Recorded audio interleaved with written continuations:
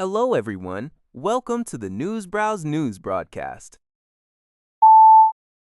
The third round of negotiations between U.S. and Iranian delegations in Islamabad, Pakistan, has concluded without achieving substantial progress, according to a report from Zinda.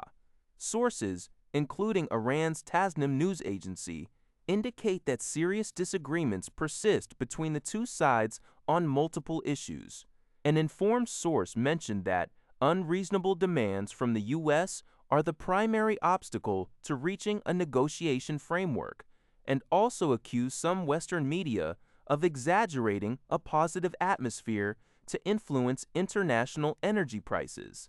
The talks entered a phase of exchanging written texts after face-to-face meetings, but the overall situation remains unchanged, with significant divergences, particularly concerning the Strait of Hormuz. Iran emphasizes its commitment to protecting its military achievements and its citizens' legitimate rights. Concurrently, the U.S. military reported that two of its warships transited the Strait of Hormuz as part of mine clearing and safe navigation efforts, a claim Iran disputes as inaccurate. According to Funk Wan, despite strong capital market interest in humanoid robots in 2026, especially in China, many established robot companies in Silicon Valley have faced bankruptcies.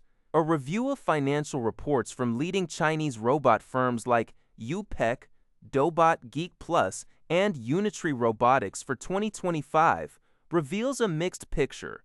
While most companies saw significant revenue growth, indicating a shift from prototypes to commercial products, profitability remains elusive for many, with high operating expenses and growing accounts receivable posing hidden costs.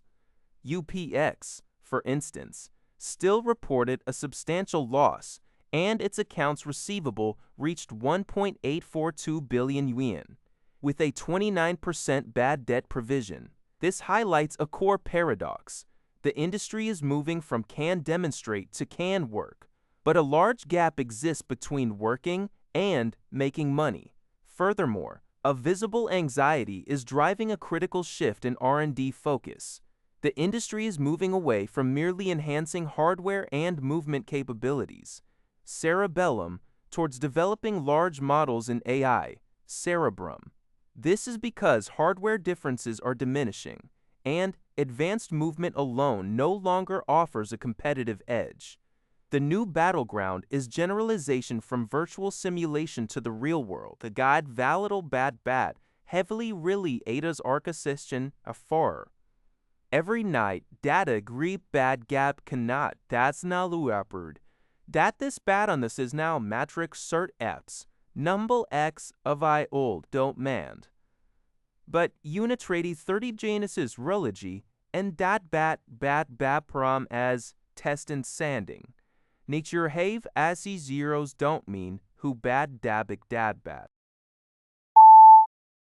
According to Fengwan, Chinese tech giant JD has introduced and open-sourced its new integrated image model, Joy AI Image Edit, marking a significant step in its AI strategy. This model places spatial intelligence at its core, enabling AI to truly understand and edit spatial relationships within images.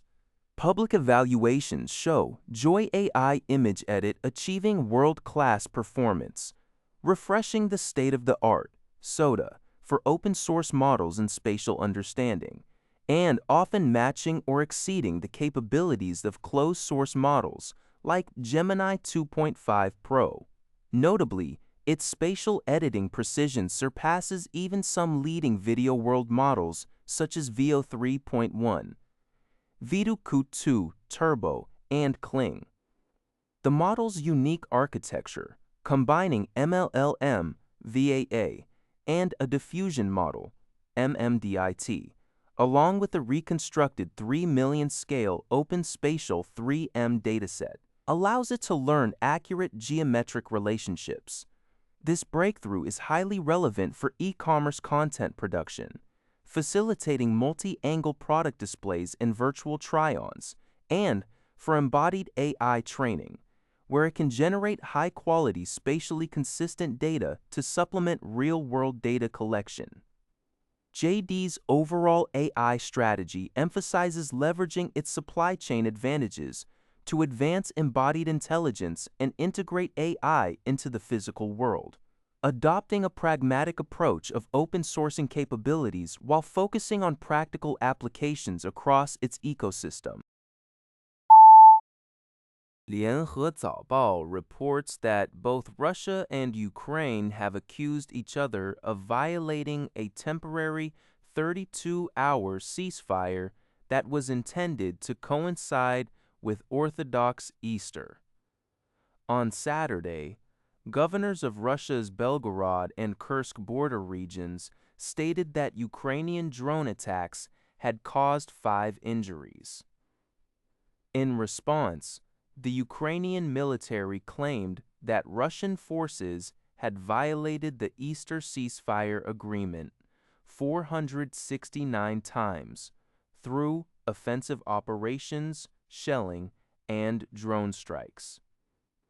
The ceasefire was initially announced by Russian President Vladimir Putin on Thursday evening, stating it would be implemented from Saturday 4 p.m. until Sunday midnight, a measure that Ukrainian President Volodymyr Zelensky had subsequently agreed to reciprocate. The mutual accusations highlight the fragile nature. According to Mainichi Shimbun, negotiations between the United States and Iran aimed at ending hostilities are proceeding intermittently in Pakistan. Iran's Tasnim news agency reports that talks began on April 11th and are likely to continue on April 12th.